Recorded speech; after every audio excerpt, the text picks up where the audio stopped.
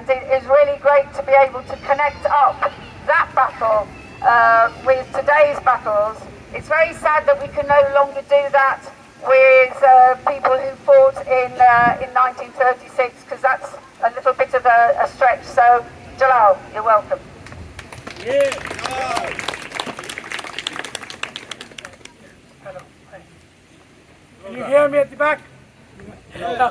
Yes, okay. Right. Comrades, we find that history is repeating itself. I am saddened by the fact that after 50 years of anti-racist campaigning, I stand here again to talk about racism. I am very glad that some of my comrades from the Battle of Brick Lane in 1978 have turned up today. And so the community spirit is there to fight back against racism. The bigots who are propagating Islamophobia and racism and fascism need to be taught a lesson in history about migration in this country. They claim that migrants are taking their jobs. They claim that migration is the problem that causes everything else that is wrong in this country. In fact, the reality is that our ancestors were brought to this country because of the colonial history of exploitation.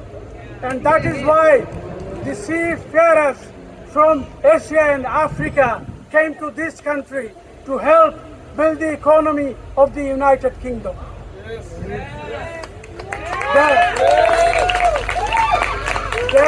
There are some of those who have been reported as saying that they cannot get jobs. That is why they are angry, and that is why they are rioting on the streets of the United Kingdom. Well, I don't know why they cannot find jobs, because officially we are told by the government and other sources there are millions of jobs out there. They cannot find people to fill them. They cannot find people to fill jobs in the NHS, care, hospitality and other sectors. And so the claim that migrants are taking jobs away from natives is a propaganda that we cannot accept. The national politicians, including Nigel Farage, who are responsible for inciting racial hatred, should get the message loud and clear from the communities who are committed to anti-racism that your bigotry will not be tolerated. Yeah. To the mainstream media and the houses of parliament, the message is clear. Stop inciting racial hatred because you want to win elections.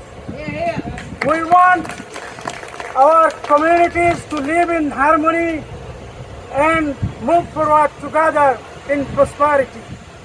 We want an end to the inequality and poverty that exists in this country. The division and the unequal share of resources between the north and south of the country must be tackled immediately, but not for the sake of bigotry, but for the sake of achieving fairness, equality and justice for all our communities. My clear message to the ADL, Tommy Robinson, is that we have defeated you back in the 1930s. You are defeated by our communities back in the 70s, 80s and 90s. And now we'll defeat you again. Yes. Don't forget, you are the few. When you come after us in your dozens, we will respond to you in our hundreds. When you come after us in your hundreds, we will respond to you in our thousands and our millions. Solidarity.